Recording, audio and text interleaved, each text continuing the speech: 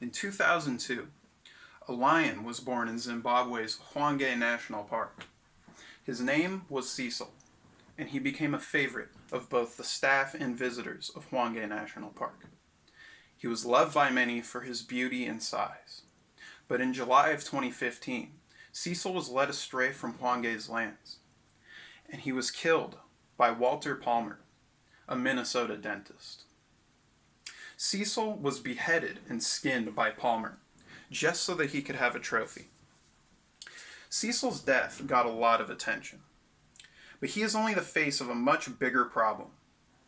There are many more plant and animal species that are going extinct without many people noticing. According to the worldcounts.com from November 2020, 21.4% of all species on Earth are in critical risk of endangerment, with a projection of 50% by 2100. Among the statistic are our favorite animals such as the rhinoceros, tigers, elephants, and many more. I advocate for a more protective legislation and a greater allocation of resources toward the preservation of endangered species. During this speech, we will go over the harms and causes and some solutions to species extinction. Biodiversity has a great impact on humans. Diseases can spread species to species, such as the avian flu or rabies.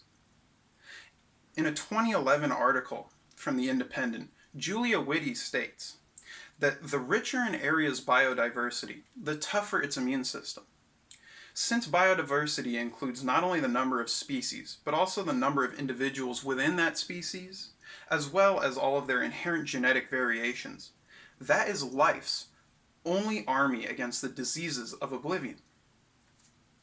The loss of biodiversity leaves humans vulnerable to a plethora of new and potentially deadly diseases because of the homogenizing of Earth's gene pool. Another harm are some plants and animals have tremendous cultural meaning. Throughout history, cultures all over the world revere animals as their national symbols. The House of Stuart from England had the European lion on their coat of arms and their flag. The first Turkish Khaganate from East Asia has a wolf head on its flag. Today, we love movies about animals that are almost extinct, such as The Lion King, Tarzan, and The Jungle Book, just to name a few.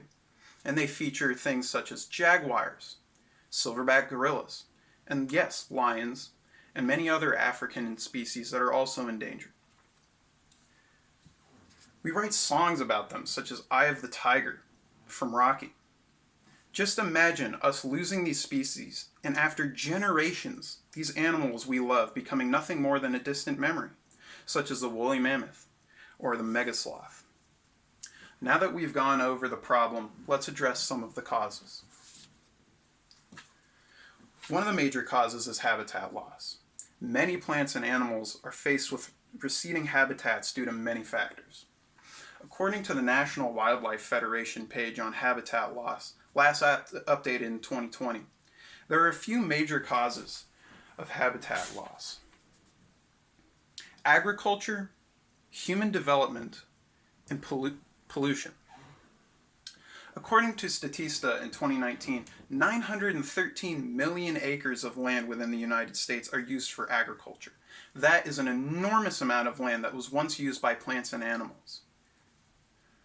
With the growth of the human population, more and more housing, roads, and other amenities are built every day, which takes up more land that plants and animals used to rely on. Another cause is poaching. Remember Walter Palmer? After the Cecil fiasco, he didn't give up his international poaching hobby. According to a 2020 New York Post article by Paula Froelich, she states dentist Walter Palmer, age 60, forked almost $100,000 for the pleasure of killing an endangered Altai argali. That's the world's largest ram. It's native to Mongolia, and it's an enormous sheep considered a national treasure within the country, and there are only 19,000 left in the world, putting it on the endangered species list. Now that we've gone through the causes, let's move on to some solutions. The bald eagle, the United States national bird and a popular symbol of the country, was considered an endangered species in 1967, with only about 487 breeding pairs, under 1,000 bald eagles. According to an entry from the Endangered Species Coalition in 2020, without an author, the plight of the bald eagle, our nation's symbol, spurred America to pass the Endangered Species Act. Bald eagles are now found in every state, with over 5,800 breeding pairs in the United States. This proves that with greater protection, we do not have to watch the life around us disappear. If the government action has saved the bald eagle in the past, and it can do it again on an even bigger scale with more legislation that protects habitats and encourages breeding. The same can be done for all sorts of plant species. Another solution, one that you and I can do. Not all endangered species are within United States jurisdiction. We can all help by sending money to preservation organizations across the globe so that we can protect endangered species that our government does not have access to, such as tigers, elephants, and lions.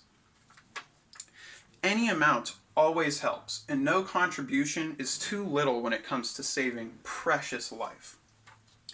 Today, I told you what I believe should be done to help endangered species. I went over the threat that extinction poses to our health, as well as our culture. I went over the causes and a couple of solutions to the problems. American author Wendell Berry once said, "The earth is all that we have in common." I'd like to add to that and say that we should not break the chain that binds us all together, which is our planet. Thank you.